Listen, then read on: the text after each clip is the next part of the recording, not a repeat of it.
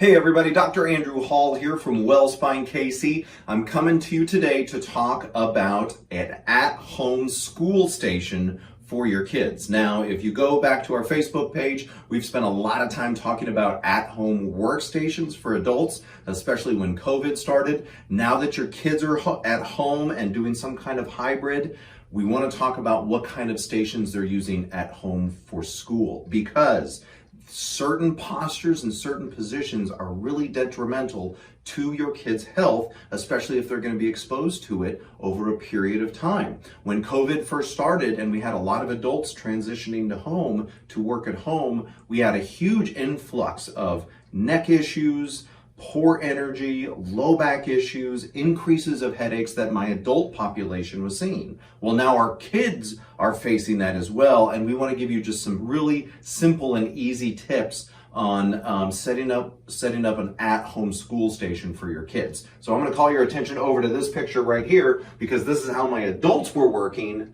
but you know what? Your kids are probably going to be working that way as well. We don't want this. This position is not really ergonomically unsound. This is a dangerous work position because of the amount of stress and tension that that's putting on the neck, on the hands, on the shoulders, and on the low back. And it's not just this position.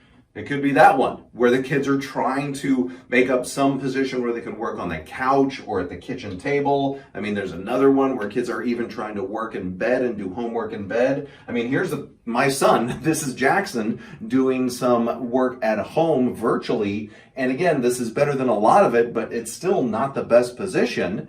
And I'll use this as just kind of an example. One of the best things, tip number one that you can do to help your kids is get the monitors up. You do not want your kids in this position over time. That is the position that is dangerous. It's the most common abnormal posture that I see, but it's the most dangerous because of how much it affects this area, the neck, the shoulders. It can lead to headaches, it can lead to energy issues, it can lead to shooting pain down into the arms and hands. You do not want this position over time. It's really bad. So get their monitors up, get the laptops up, bring up, if they're working on a desktop, bring that monitor up by putting some reams of paper, or if you've got the old phone books sitting there, bring those monitors up, because that's really going to help. The second tip that I would tell you is move them around.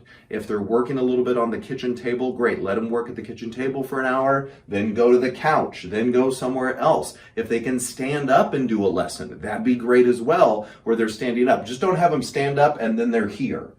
That's not good. Get that laptop up if they can stand and do this. A stand desk is obviously ideal, and you may want to think about investing into that, especially since, you know, I think our kiddos are going to be being at home or some kind of hybrid for a long time in the year. And then the third tip that I would give you is have them every 40 minutes or so take a break and roll those shoulders back. Getting the shoulders back over time is really going to help. It's going to stretch out and release the tension through this area, and they're just not going to get stuck in this posture right here. So to review, get them out of this posture, number one. Number two would be move them around the house as much as you can so they don't just get stuck in one place over time. And number three, every 40 minutes or so, get them to roll their shoulders back. So I hope this video was of value to you.